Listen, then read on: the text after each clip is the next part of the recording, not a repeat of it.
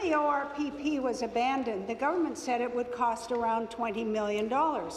Then it was revealed the true cost was more than $70 million, including generous severances for Liberal friends, some of whom had only worked on the ORPP for days. But that report also revealed an unaccounted $12 million in office space. First it was 20, then 70, now 82. Will the Premier tell us the true cost of cancelling the ORPP, or are you hiding that? Mr.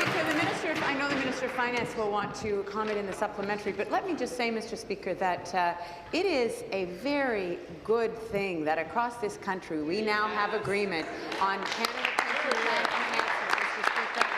And the fact is that we were moving ahead to put in place an Ontario retirement pension plan in the absence, because under the Stephen Harper government, and I know that the Leader of the Opposition knows all about that, under the Stephen Harper government, there was no appetite for, no understanding of the pension crisis that was facing people across the country. So now that we have been able to work with the federal government and work with our colleagues across the country, we have a Canada Pension Plan enhancement, Mr. Speaker, but we were very determined in Ontario to make sure that in the absence of that agreement at the federal level and across the country, we would have secure retirement for people in Ontario. Thank you. Supplementary. Thank you, Mr. Speaker. And again to the Premier.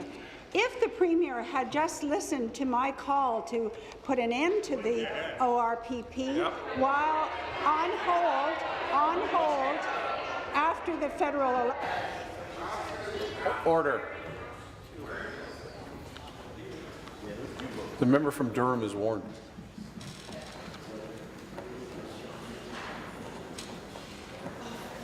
Finish, please. Thank you.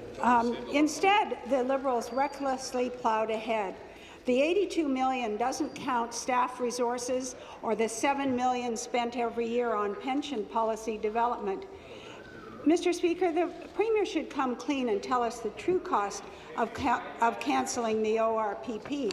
And I want to ask another part of a question here. Do Ontario taxpayers regularly pay for cross-country advertising? So, Mr. Speaker, a couple of things that the member references which are completely incorrect. But the most important one is the fact that if we had listened to them and listened to her, there would be no retirement security for the people of Ontario or the people of Canada. There would be no CPP.